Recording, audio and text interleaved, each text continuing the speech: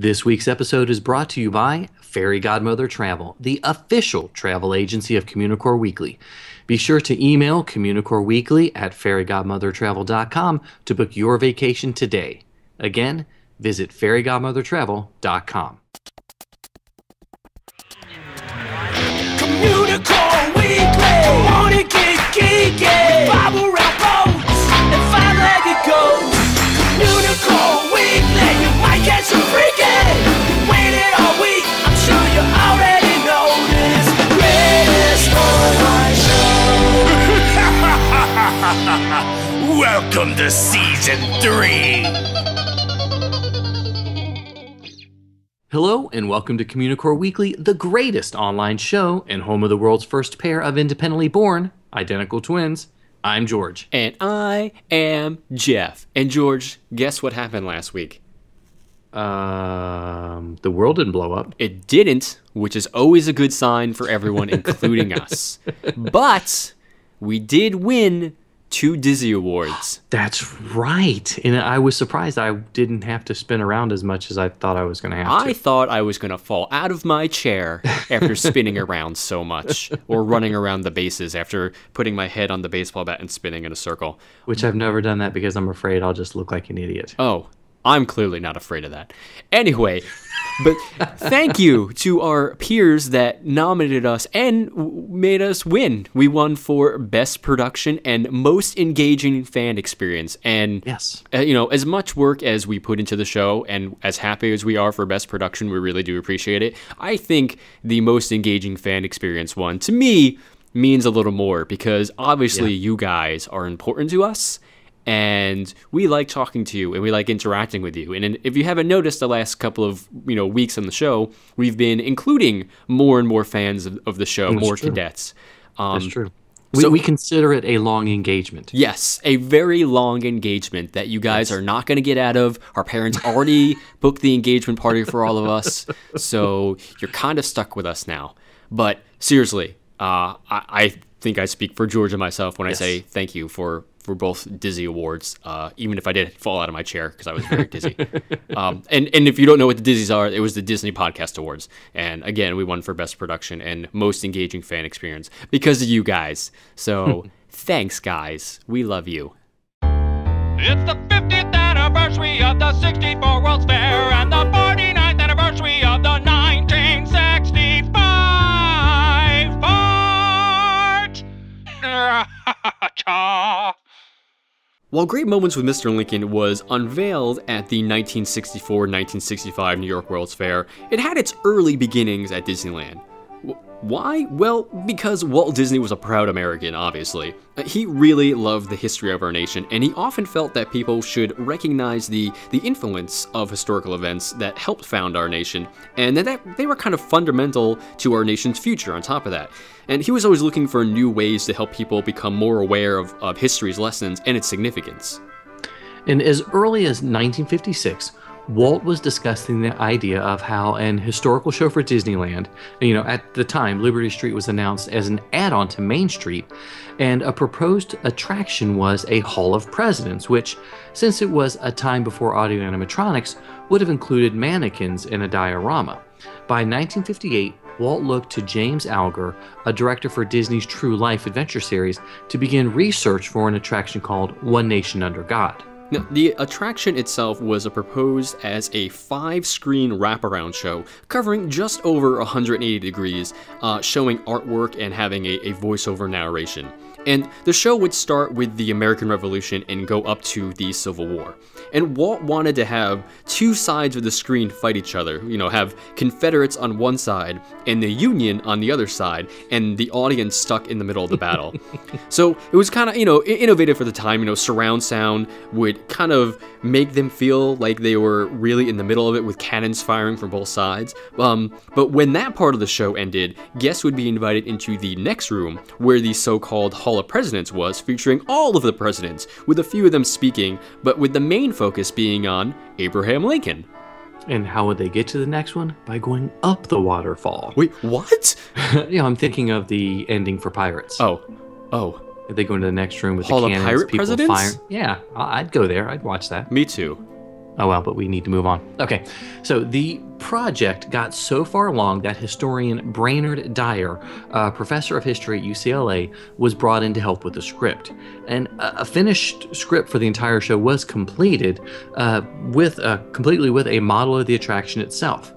A presentation was prepared by the Imagineers showing off the entire show with interludes by Walt and James Alger to present to investors. Though it was impressive, unfortunately, no company would be able to invest the large amount of money needed in order to make the attraction a reality. You sounded kind of confused there. You weren't really, though it wasn't impressive. But you maybe. know. Yeah. It's adding a little editorial comment. Fair enough. So when the 1964 World's Fair was being developed, Walt kind of saw this as his chance to find a sponsor for the show. But since audio animatronics were on his mind now, he knew he had to have one complete audio animatronic to really show off to the sponsors in order to wow them and really convince them that the show was a good idea. And so he had Blaine Gibson begin to work on sculpting him. And Blaine actually bought a life mask of Lincoln from a wax museum, and he exaggerated the features a little bit to make him more like the Lincoln we know through stories and everything. And he also made the figure a few inches taller in order to show off his actual height. Because in all photos of Lincoln, he's usually standing next to someone, and that's how you can tell he's so tall. But when he's by himself, you need to make him taller to really show that off. And finally, he actually took casts of Imagineer Jack Fergus's hands because they were about the same size that would actually match up to the figure. Yeah. Now, next up was figuring out the skin. So latex, they found, would crumble after 3 to 6 months of just sitting there. And since the figure would be making repeated movements for 2 years, they needed something stronger. They came across Duraflex, a material that would last much, much longer. A mold was made for the figure to make the fiberglass body, and then the rest of his features were needed: eyebrows, beard, and so on. Jack Fergus's wife, a registered nurse, got them false teeth, and a set of eyeballs had to be specially made for the figure. Fake eyeballs, not real eyeballs had to be made. That would be creepy. So, aside from just his devastatingly handsome good looks, Lincoln had to be able to move too, and that's where the audio animatronics came in. You know, the life of audio animatronics, it began way back in the 1950s when Walt developed Project Little Man, which is a small dancing man that Roger Broggie had built for him.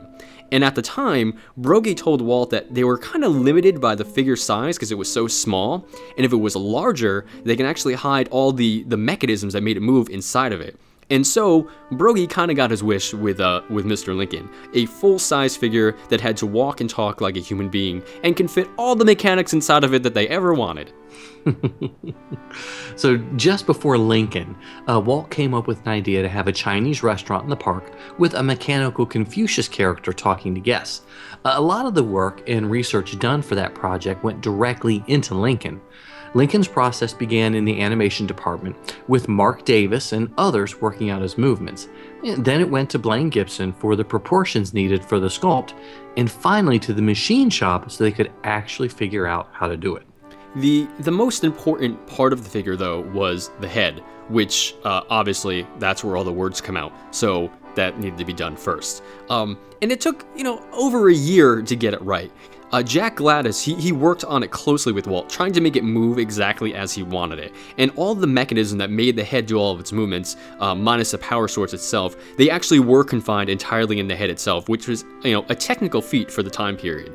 And the first version of the head was so realistic that it actually scared a janitor who came in late at night who had to clean the room, and he swore he wasn't going to come back in until that head was gone. Which is why I don't keep my spare Lincoln heads in the house. Me neither. Scares the kids. And the dogs. And mostly the dogs. Okay. Well, Walt got a little nervous since it took a year to do the head alone, and not much work was done on the body itself. So production then went into full swing to get it done to show potential sponsors.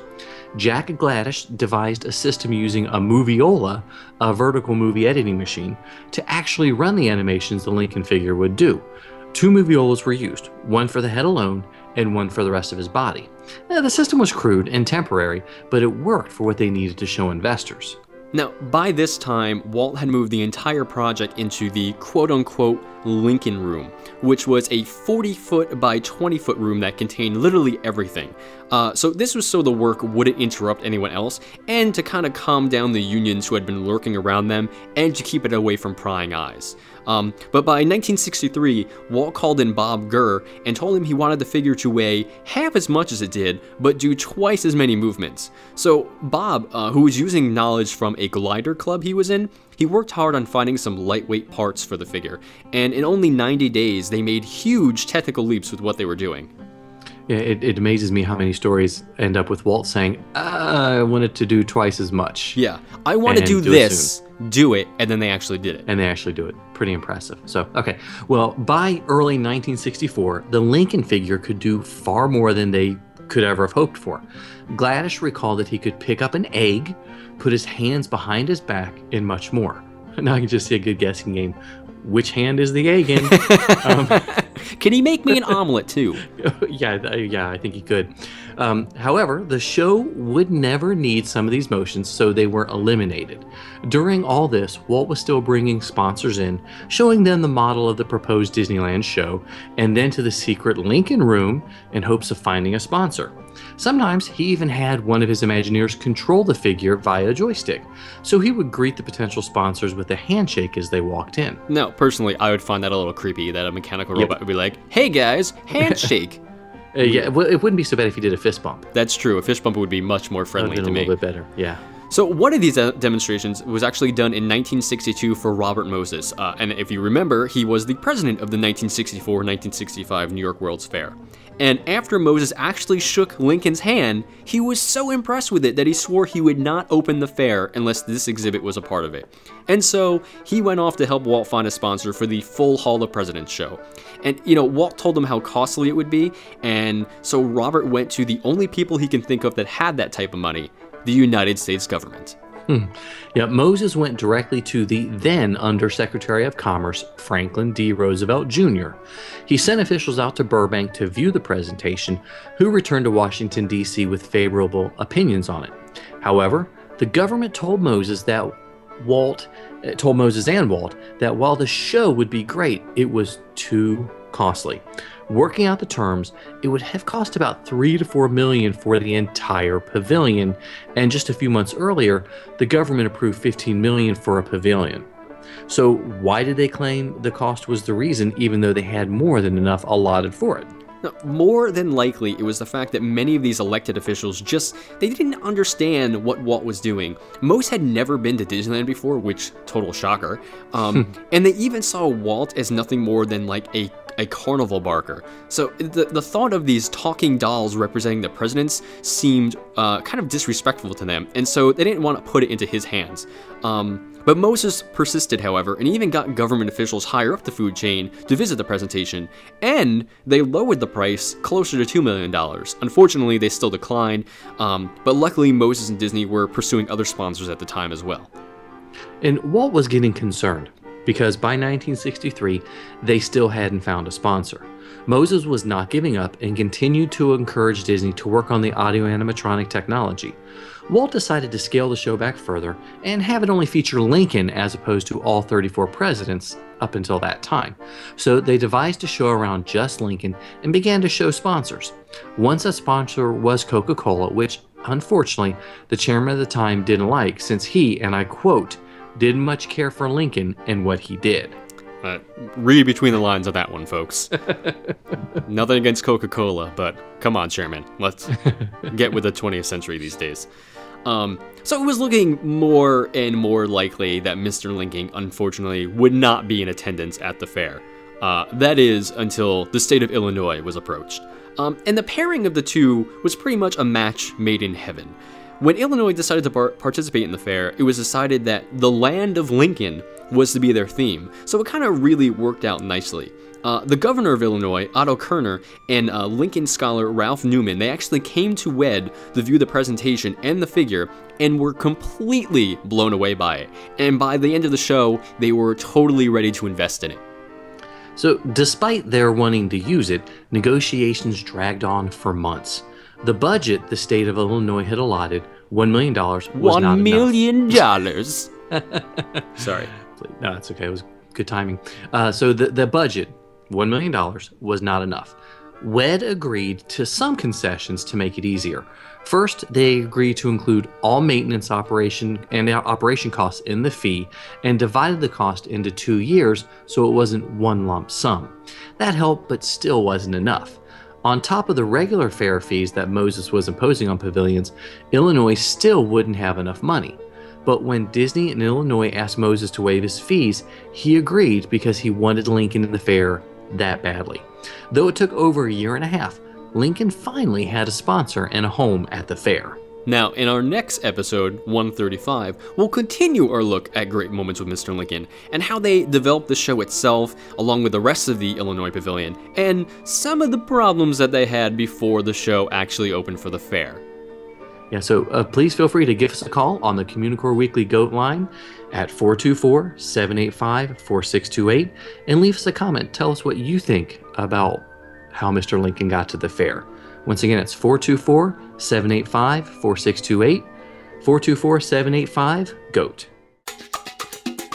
He's a nerd, he's a geek, but we all like to hear him speak. So listen up to the words from his speech. It's George's Book of the Week. The Beast Within, A Tale of Beauty's Prince by Serena Valentino. Okay, so this is not your regular Disney book. And I sort of thought with, The Beast Within, it's like their new exercise book. It's like, how you can control the beast within. And, well, never mind. No, I kind of want to see where you're going with that one. Okay, yeah. It was like, that or, it's the opposite of customer service. So Fair enough. Okay, so The Beast Within is a teen book that shares the supposed backstory of the prince that is transformed into the beast from the 1991 animated film Beauty and the Beast. Now, this isn't Serena's first rodeo when it comes to backstories of famous Disney characters. She also wrote Fairest of All, A Tale of the Wicked Queen back in 2009 about the Queen from Snow White. And, both books fill in the gaps before and sometimes during the famous Disney films to give us a more complete picture of these characters. But while Fairest of All was good in regards to respecting the source material, The Beast Within sort of flounders a little bit, even though it's not about the Little Mermaid. But I was going to say, you should maybe Bumbles. Sure. It's not about bees. I was trying to come up with a bee, something to alliterate. I got nothing. Okay, well, anyway. So, when this one showed up rather unexpectedly for both of us, I was kind of looking forward to it.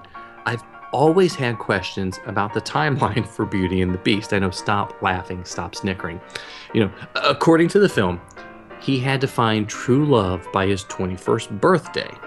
Well, and even according to the film, he'd been a beast for a long time, meaning he had to have been turned by the time he was 15 or so, So before I get all timey-wimey, I'm just wondering, anyways, hoping that this book was going to shed some light onto the backstory. Yeah. Basically, he had to have been a terrible kid. He was a rotten kid, that's for sure. Because that's the only way you get turned into a beast at that young, and have to find true love by that time. But essentially, the book totally reconfigures some of the movie's story. And it turns out that the witch that cursed him in the beginning of the film was actually an ex-girlfriend that he jilted when he found out that she was poor. And said ex-girlfriend also has 3 evil witch sisters as well, who torment him throughout the novel when the ex-girlfriend isn't around and isn't looking. And these witches also turn his various staff into household objects, as you know from the film. But even though in the film, Belle can see them talk and gallivant and sing, he never does in the book, which is weird because he can see them do that in the movie, but he just feels like a candle is following him. Yeah, he would see a candle go by, and it's like, a candelabra's like, what? Yeah, he would hear a movement, and he would turn, and a candle would be sitting there, and that would be it. I was like, okay. Here's a big one, guys. Him and Gaston, total BFFs before any of this happened. Okay, can you see how confusing this is now? Yeah. Serena's a good writer. She can tell a good story. But I'm really wondering, if she was sort of hamstrung by Disney or someone at Disney, and they proposed the story, and it had to have, certain features. The storyline of Gaston and Beast, when he was the prince being besties, was really weird considering how they fought in the film. And there's sort of a little bit of, of course Gaston doesn't recognize him as the Beast. But there was also some magic at play there too, right? Yeah, something weird. And that story about the girlfriend that the prince really could have loved, but Gaston turns the prince against her because she was poor. Sure. Let's just go with it. So. I'm like, you just gave up on that one. Yeah, whatever. Yeah, whatever. I was like, whatever. So, like I mentioned earlier, though, I really loved her book about the Wicked Queen. So I was kind of confused as to this one kind of seemed to make no sense. A lot of things just kind of seemed out of character for the Beast that we knew from the film. And even if it was filling in the gaps, it just seemed really bizarre. Really, the fact that Gaston and Beast were friends, and then a spell made them forget that, and then, they fight in the movie, it just seems really out of place and odd to me. I had really high hopes for this one, and it just seemed to be all over the place for most of the book, and it really hindered me from enjoying it. And, maybe George is right, maybe she had certain restrictions of what she could and could not write, but the story this time around just didn't do it for me. Yeah, we almost always try and at least find an audience for every book we recommend. And even if it's not one for theme park nerds like us, like this book. But this one's so uneven that I even wonder if diehard Beauty and the Beast fans would enjoy the titles, or, the teens that it's obviously geared towards would enjoy it. It seems like a harsh thing to say, but it really was an odd storyline to go along with such an amazing film. Yeah, I mean, if you're really super duper don't have anything to do tomorrow and want to know about the Beast's backstory, then by all means, give it a read. However, I really feel like it takes away from the beauty of the film, no pun intended, just a little bit. And if anything, read Pharaohs of All instead, because I think that one's fantastic. Yeah, so this week's book was The Beast Within, A Tale of Beauty's Prince by Serena Valentino. Sometimes you might see it, sometimes you don't. Hey, look, what's that? It's a five-legged goat. Take a few minutes the next time you're exiting the Hall of Presidents at the Magic Kingdom, and you might see a pretty amazing five-legged goat. Yeah, so on a tour of the Magic Kingdom that I had with Fox Fur from Passport to Dreams, she pointed out a small painting that was hanging between the exit doors. We stopped for a few moments and let the throngs of people pass us by, and when we had a moment to gaze at the small portrait of Benjamin Franklin, she dropped the bomb on me. A truth bomb, if you will. Now, besides being one of the few portraits left in the hall after a 2000 renovation, it apparently has a pretty fantastic lineage. Now, according to a few inside sources, we can't tell you, otherwise we'd have to kill you, this actual painting of Benjamin Franklin was done by none other than Mark Davis, artist and Imagineer extraordinaire. And there it is, just hanging in a theme park. That's the hardest. I mean, they did a lot of pre-concept artwork was throughout the Magic Kingdom in the early years, but it was like photographs that were then put on wood paneling. This is an actual painting. A legit painting. There. And it's there. It's too legit. It's too legit to quit. Hi. No? No, that's okay. I saw where you were going with it. I just realized I probably shouldn't and couldn't follow that up. I just wanted to make sure our listeners get that reference. And if not, you should YouTube MC Hammer Too Legit to Quit. And the two in that, or they're the number twos because he's cool and hip.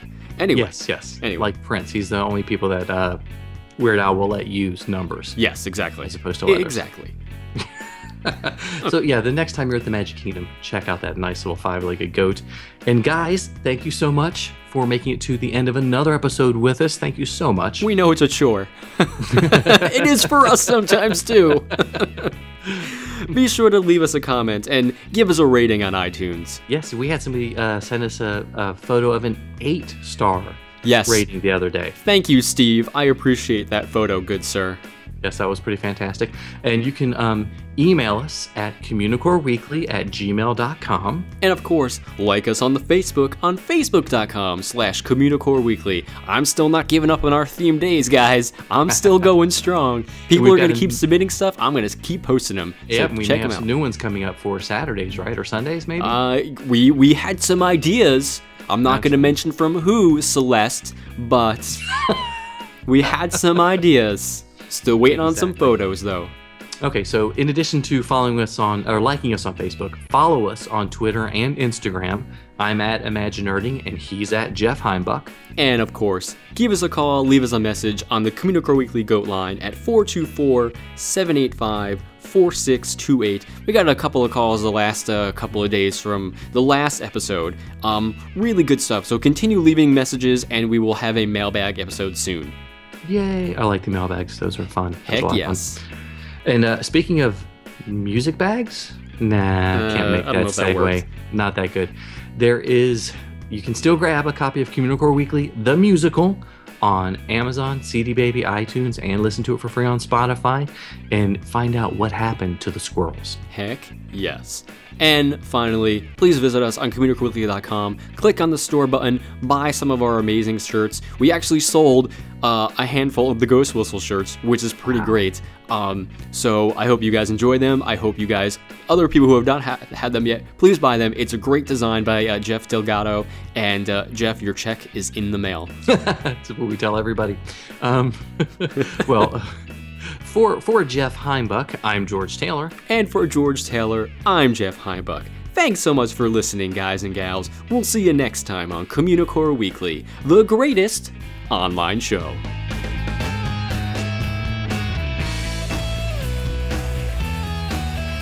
Done.